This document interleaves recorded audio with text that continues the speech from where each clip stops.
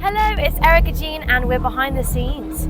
Would you like to introduce yourself? Hi, I'm Ian, aka Tiger Mendoza, and I just DJ'd on Gary's stage here at Riverside Festival. That was fun today. Yeah, that was great. Yeah. It was nice what you've done with the tracks as well and really made them your own. I like your interpretation of it. Where does it start for you?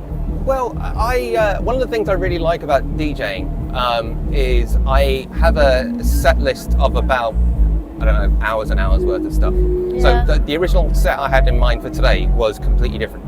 I was going to play a whole bunch of newer stuff, just to plug it. I've got a new album coming out fairly soon, and I was going to play some of those tracks, and I got a couple of them in there, but the nice thing is kind of being able to ride on what people are doing and saying and feeling, and if I can find some of my own tracks that fit in, then I'll make it work.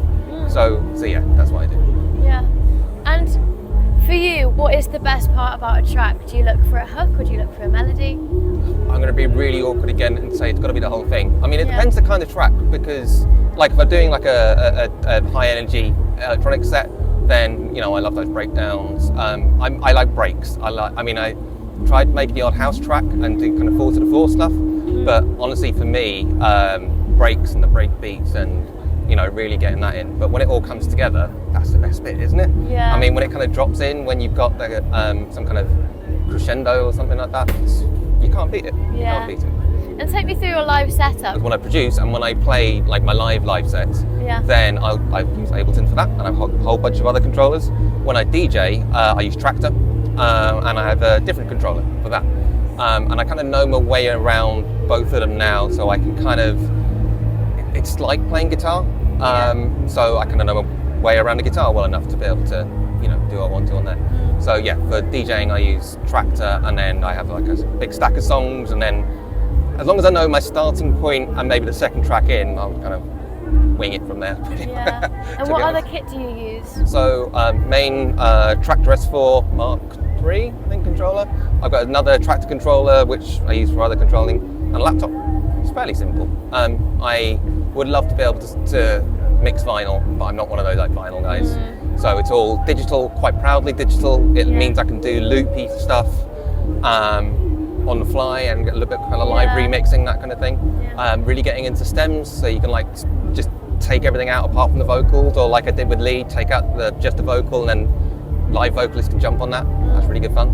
But it's a couple of tricks. At the end of the day, it is really about playing good records and not stopping too much, because nobody cares. Once people are dancing, they don't care what tricks you're up to on stage, especially with a DJ thing. They just want stuff to make them happy and make them move.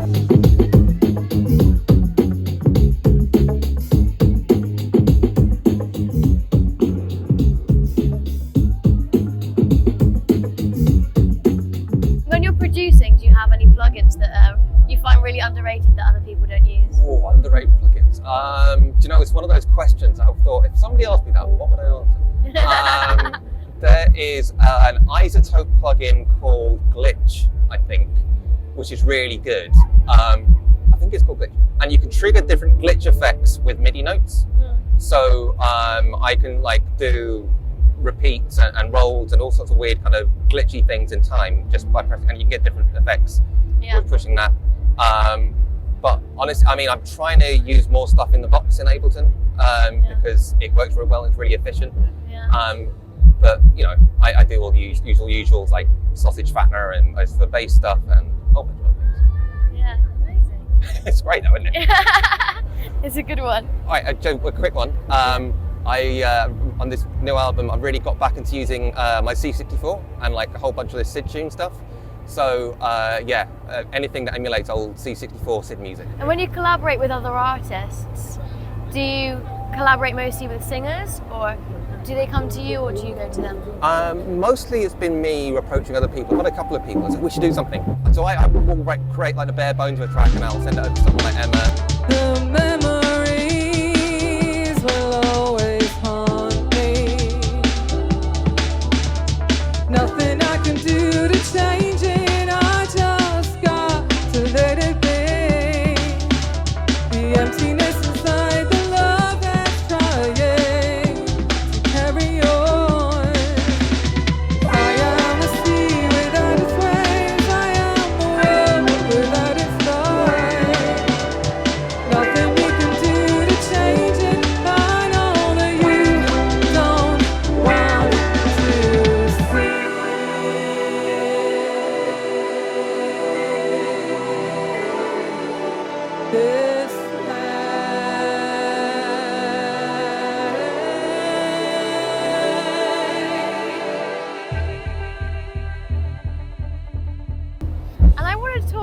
inflatable tiger growing chilies? Wow. Why did that start? That's a deep dive. That's a good one. It's at the hot ones level. This is amazing. Thank you. So my wife, I obviously like tigers. You know, once you start calling yourself Tiger Mendoza, you start getting a lot of tiger stuff. I can imagine. So my wife bought me this like little inflatable tiger ball thing, and then it was kind of like, I work a lot from home and I wanted chili plants, so I started growing them in my little office studio room. And obviously I needed somebody to tend those plants when I'm on, work days in the office. So that's where inflatable tiger comes in. He's quite quiet as well. He doesn't make too much noise, and he's very round. So that works well for all of us. Yeah. And where did the whole tiger brand start? Okay. Have you ever done the name game? No. Right. It's one of those classic. You're sitting around having drinks with your friends or whatever, and it is don't give away security details here, boys and girls. But it is name of your first pet and your mum's maiden name. Wow. And it's this Tiger Mendoza was a friend of a friend's name. Wow. And I went, next time I start a band, I'm going to nick that. Here we are 20-something years later. What animal was it to be named Tiger? It was a cat. It was a cat called Tiger. So there you go. That's funny. My dog looks like a tiger, to be fair. Yeah. Your dog looks... She's called Frankie, but she's brindle. Right. Yeah. You may have seen on the socials, I have a cat called Peanut. Yeah. She is kind of useless, but adorable. Aww. So, there you go. Yeah. Well, cheers to that. Yeah. Thank you so much. It's Thank been you a so pleasure much. to This has talk been to you, Ian. lovely. Thank you. Yeah, and shout out everyone at Riverside. Yeah, and where can we find the new album? The new album will be on Bandcamp and all the streaming services apart from Spotify at the end of October. There is a new single coming out called The Puzzle Is The Point, which is coming out again on all streaming services apart from Spotify on September the 12th. Lovely. Well, thank you so much, Ian. It was Thank you lovely so to talk much, to you. Thank you.